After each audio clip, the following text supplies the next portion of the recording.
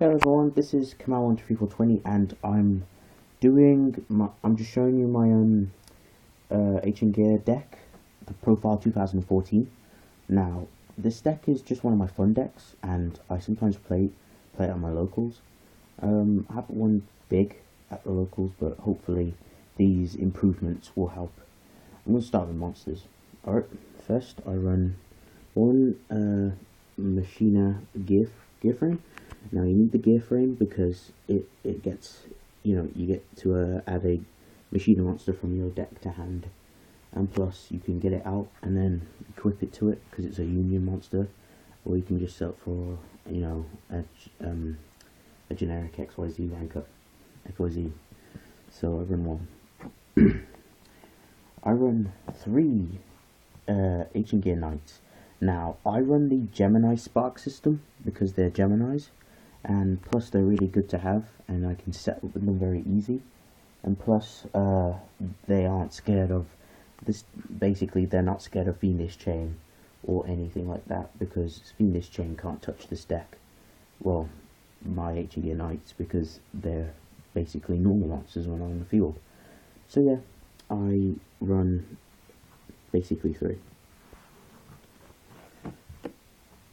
I run one Ancient Gear Engineer. Engineer is just good, really. It's good to have out on the field because it can't be targeted by trap cards, because if it does, they will get negated and they will be destroyed. And of course, if it attacks after the damage step, I can blow up a card and blow up a spell or trap they control. So it's good to have. I run one Ancient Gear box. I think it's like I think they got a support from. I think it's like support for the Ancient Gears. I think it's a shite card in my opinion, but it's okay. It searches out Knight, gets Knight to your hand, so it's not so bad. It's an extra search. I run one Machina Cannon. Cannon's good. Must have cannon. I can search out cannon through Machina Gear Frames effect, and plus I can rank it up with attack. It's good to have out on your hand because sometimes you could have loads of Ancient Gear Golems and you can't summon them out, so you can just drop them to beef them up.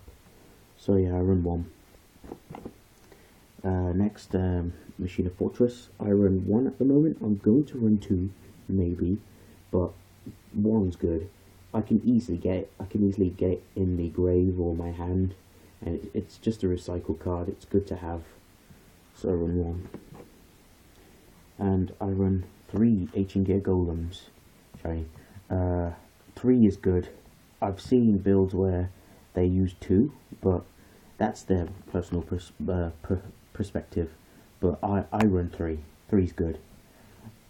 Plus, I don't really have too much of cards that get rid of back row, because I will let you know this deck is it's traditional format and it's legit. So I do side deck. I do have a side deck as well, so I can show that in a minute, because some of the cards in here are banned obviously, but I do use this deck and side out the banned cards and put the legit ones in. But anyway, three Ancient Gear Golems, plus it's a beat stick and they can't bypass it because spells and traps can't be activated when it attacks. So I've got three of them. I run three Tin Goldfish. Goldfish is good because I run gadgets in here and they can get I can summon the Tin Goldfish, special summon the gadget to pull off its effect to search one. Then go into Gigant X, and just for more search. So I've always got something good in my hand. So I run three, and they're really good to have. I run one of each, the green, yellow, and red gadget. I've seen builds where they run three or two. I find it, to be honest, in my opinion, I find the gadgets very cloggy, because I tried two. So remember the old band list, they used to be semi-limited, but not anymore, they're not even on the list. I still think they're cloggy at 2, so I just leave it at 1. I feel 1's good because I can get them out, I can do what I'm doing, I can get searches, I can pull them off, and they're not so much of a bother if they're just at 1. So yeah. And run Radox. Radox is good because sometimes if I have a shite hand, I can get a special summon from grave, you know, a monster reborn through my grave, and special summon a monster, and plus it's good for defense just in case I have nothing to protect myself with. So anyway, you're allowed 1. 3 H&G Gadgeton Dragons. I run Gear Town in this deck, obviously.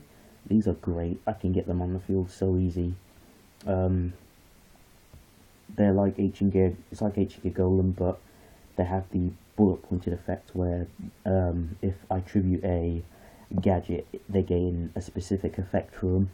But I don't really tribute much in this deck. I special summon a lot. I do tribute, but that's not like for, you know, the basic 2 tributes I get for 1 off because of the Gear Town. So yeah, I run 2.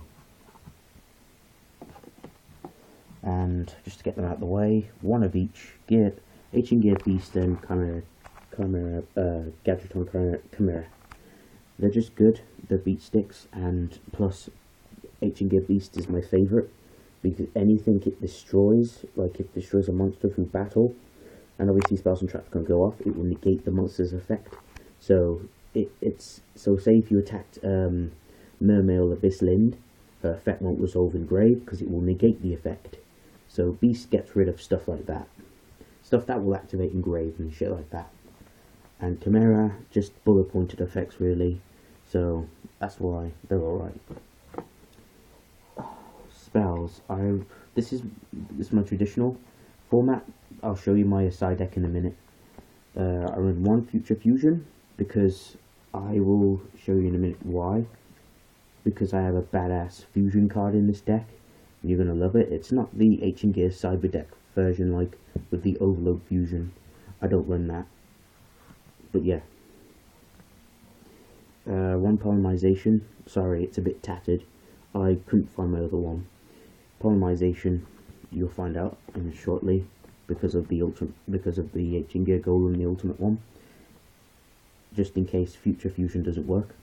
1 limiter removal, just for the, you know, the final outcome of the winning. I run 3 Gear Towns. Gear Towns are great, they're important. Gear Town is just an absolute beast card. I think it's a really great card. If it blows up and gets sent to the graveyard, I can target 1 H&G monster from my hand. I think it's hand, deck or graveyard, and special summon it. And plus, it makes reduced tributes. Plus, I will warn you, you can't special summon H&G Golem through Gear Town's effect, because he can't be special summoned, sadly. But you can special summon Gadgetron Dragon, that's what it's there for, or some other H&Gs. 1 Rank Up Magic. Rank Up Magic is because I do run a couple of Chaos Exeses in this deck, so I run 1 Rank Up Magic. 1 H&G Workshop. They have their own search, obviously, just in case it blows up. So I have 1, 2. I don't really run 2 or 3 because they can be cloggy, and 1's enough, to be honest with you. And as you've noticed, I run a lot of spells in this deck. Iron Core. Iron Core is just good. It gets back my H&G Knight, so I could go into Gemini Spark or something. And plus, Iron Core is good for an emergency XYZ, I call it. So I run 1. Well, I run 2, but I'll show you my side deck after this.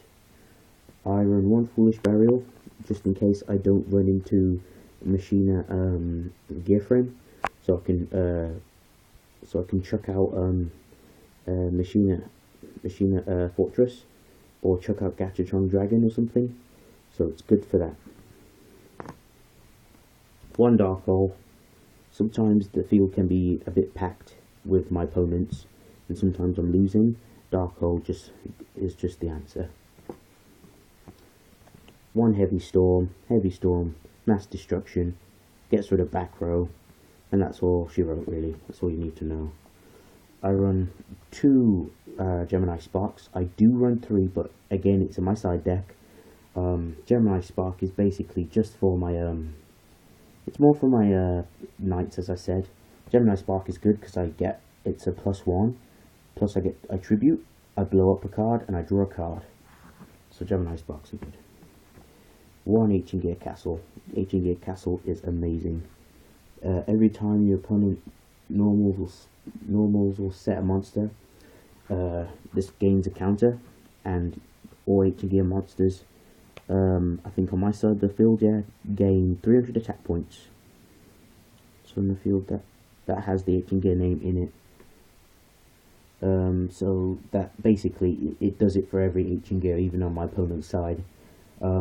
But excuse me, if I have like 2 counters on here, I can tribute it and then get out an Ancient Gear. But note, it does take up your normal summon, which is a bit of a shame.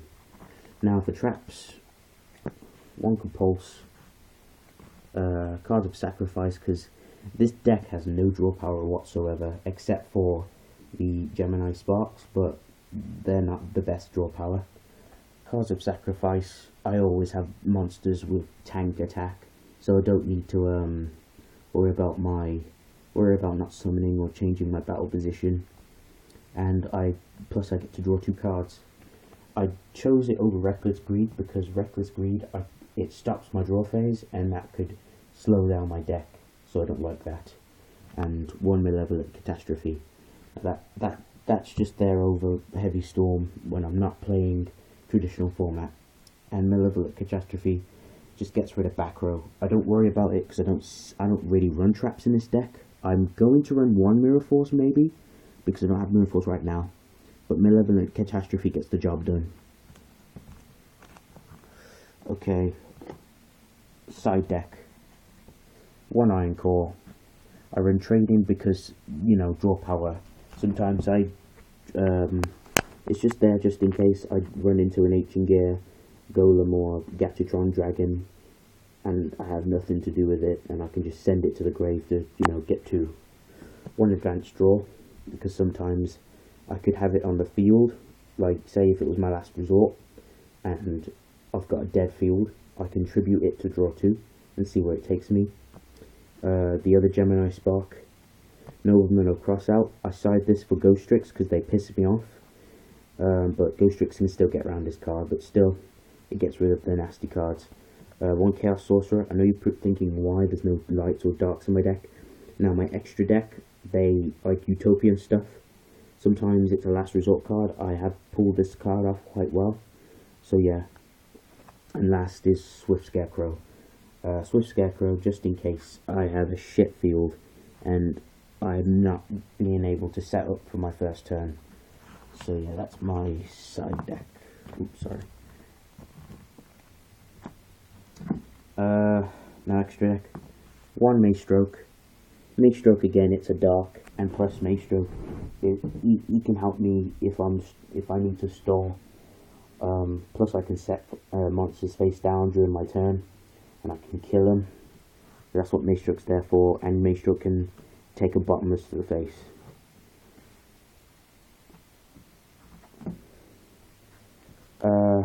One Gigant X. I want to run 2.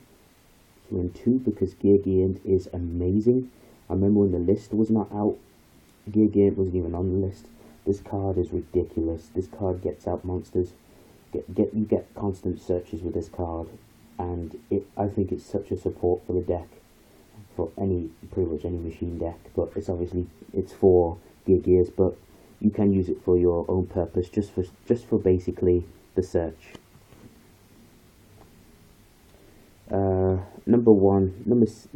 Chaos number 101, Silent Honor Dark. I need a Silent Honor Arc, which I don't have, and I want. People prefer it over this, but I like this because I can keep detaching and I can keep adding special summon monsters my opponent controls under this card, but I can't get its secondary effect, where if it's destroyed, since it's a graveyard, I can special summon it and gain life points equal to its attack. And I can't attack for the rest of the turn with this card, but I need Silent Honor Arc to do that. Secondary effect, but I just use it to first effect just to keep taking special summon monsters. So it's good to have. I run 2 Utopias. Utopia again. Utopia is good for, it's just a beat stick, plus I can negate shit, negate attack. And it's good because if I'm side decking Chaos Sorcerer, if I have Chaos Sorcerer in my deck, I can just get rid of my dead Utopia in my grave or my Maze Stroke and get it out. I also run the Utopia Ray. Utopia Ray because if I have rank up in my hand, I can just go in Utopia Ray, rank up, and go into Silent Honor Dark, and have more materials to keep attaching to it until there's no more left. So that's why I have it. One giant red hand. Giant red hand pisses everyone off. Plus, it can negate all face-up effects on field. So say if I was to attack and my opponent went Mirror Force, or Dimensional Prison, or some nasty card, I can just detach and negate all effects on field. But I need a number under it to do that, so yeah, Giant Red Hand is a prick. One Gargoyle Cowboy. Gargoyle Cowboy is just there for damage, of course. I want to add more to my extra deck, but I don't have the money, obviously. So that's why I have to stick with the basic stuff. But it still works. Gargoyle Cowboy, just for burn damage, really. So yeah.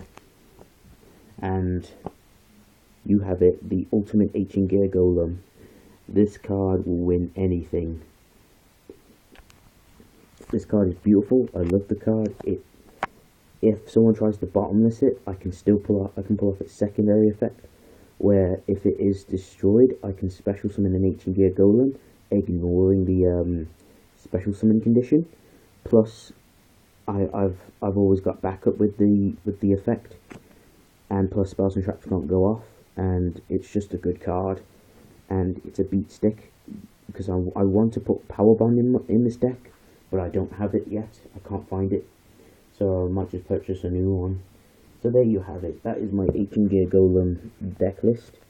I hope you enjoy it, and I hope you can give me some suggestions. My name is Kamal Small, and I hope you guys have a good day. See you later.